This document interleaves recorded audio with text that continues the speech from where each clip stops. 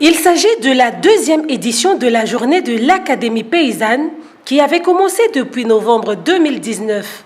L'Académie paysanne est déjà opérationnelle et plus de 300 personnes ont été formées de 2019 en 2020.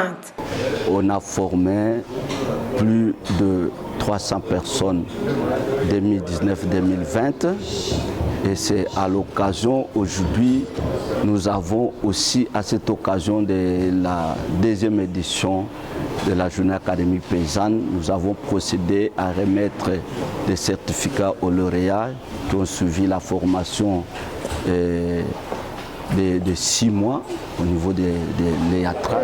J'ai appris 3 formations parce qu'il fallait sélectionner parmi les 6 formations. Chaque leader devait apprendre 3 formations. J'ai la formation en communication, motivation et confiance en soi, valeurs éthiques.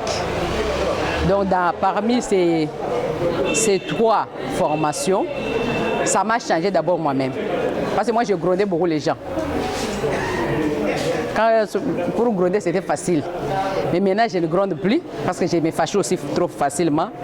Il fallait que je maîtrise d'abord moi-même. D'abord, il fallait d'abord m'intérioriser par rapport à toutes ces formations. Parce que j'ai appris que c'est d'abord les groupes. Il faut tenir compte aussi du facteur groupe dans le travail. Alors pour moi, ce qui est important, c'est de ne pas travailler seul. Il faut travailler en groupe pour que chacun contribue. Et j'ai vu que pendant cette formation, par rapport à des formes qu'on nous avait données, moi, j'ai regardé seulement les résultats. Mais par rapport à la formation, j'ajoute maintenant l'innovation. Nous sommes à la coordination provinciale de Kinshasa. Comme vous venez de dire, c'était une journée exceptionnelle pour nous. Nous venons de participer donc, à la deuxième édition de l'Académie paysanne.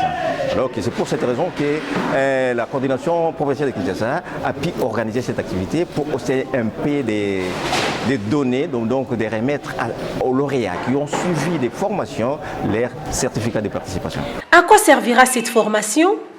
L'idée, on est d'abord paysan, on est agriculteur. Et l'idée, étant que l'idée, nous encadrons aussi des paysans. Moi-même, ça m'a édifié à beaucoup de choses. Vous savez, les agriculteurs ont des problèmes. Ils ont aussi des problèmes, des conflits. Et étant que l'idée, comment je vais gérer ces gens-là? Comment on va renforcer leurs capacités? Donc ce sont des formations très très importantes qui vont bénéficier et à moi-même et aux agriculteurs, aux coopératives ou aux OP que nous sommes en train de gérer. C'est vraiment, nous encourageons vraiment la COPACO parce que c'est une approche de l'Académie paysanne. Donc la formation est continuelle. Les paysans ont des problèmes et cette formation va beaucoup ajouter pour encadrer nos membres. Nous avons appris l'autodiscipline d'un leader, comment doit agir un leader, comment doit-il embarquer les gens, parce qu'un leader doit d'abord être un visionnaire et savoir embarquer les gens dans la vision qu'il a, afin que cette vision réussisse. Auparavant, nous les jeunes, nous pensons que les métiers agricoles, c'est un faux métier, c'est méfier-nous juste aux vieux, soit aux analphabètes. Maintenant, je trouve que c'est le contraire. À travers les formations qu'on a prises, j'appelle aussi les jeunes de venir intégrer la COPACO parce que la COPACO nous ouvre l'intelligence. Nous avons appris beaucoup de choses. Je veux dire, nous avons appris la confiance en soi. Nous avons appris l'éthique et la déontologie. On nous a appris la motivation. Parce que nous, en tant que jeunes, à un certain niveau, s'il n'y a pas de motivation, on n'a plus confiance en soi. Et on perd aussi l'éthique.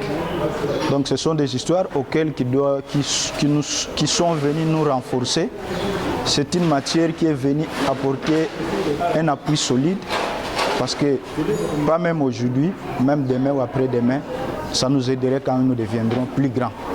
Nous invitons les jeunes, et c'est un message fort que nous lançons déjà à la jeunesse, de venir à l'Académie paysanne. Parce qu'à la COPACO n'est pas seulement une organisation qui défend et protège les intérêts des paysans, mais aussi c'est une école de formation. Demain ou après-demain, nous serons des leaders. Un leader ne reste pas toujours seul, mais il faut qu'il se fasse entourer d'autres personnes. C'est pourquoi, ensemble, chers jeunes, venez nombreux. Oui, pendant 9 mois de la formation, nous avons pris la leader, j'ai bien compris, je vais former mon association. 9 mois, nous avons appris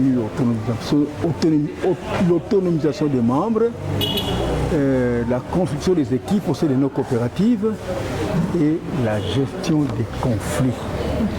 On ne s'y attendait pas parmi ces 3 modules qu'on a mentionnés dans mon certificat.